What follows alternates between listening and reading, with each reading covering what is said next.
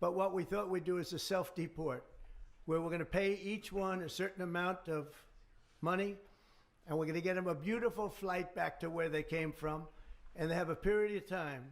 The Department of Homeland Security and President Donald Trump announced a first-of-its-kind deal for the undocumented community across the nation. We spoke with Kentucky state representatives from both parties about how offering non-citizens $1,000 to self-deport could impact the state. Everybody in Louisville, all of the people that I've talked to, everybody in the immigrant community is living in a constant state of fear and uncertainty because they don't know what's going to change tomorrow. Democratic state representative and immigration lawyer Nima Kulkarni of Louisville says this proves the impossible nature of President Trump's promise of mass deportation. She says it's taken away the American dream. These people want opportunities, they want to work hard.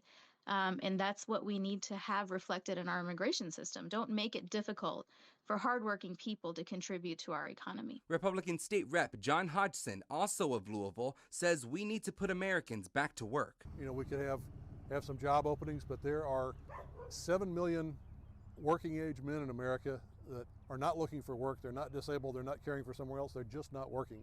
And if our economy is going to work, we've got to get those people back to work so there's people to fill jobs. He also believes undocumented residents are also straining public systems. So the legal immigrants and the U.S. citizens are paying the taxes to support the ones who are breaking the law. And that's just not right. Trump also says those who take this initiative to self-deport through the CDP Home app could get a pathway to coming back legally. There's no way that our system is set up to track somebody who's left. We may have some record of their entry and exit if they have been inspected. But if they just leave, we don't have a record of them. He sometimes says some things that shock people, but he follows up on it. He follows through. Different perspectives coming from Frankfurt on how and who should be in the bluegrass state. In Louisville, Jose Alonso, WHS 1119 on your side.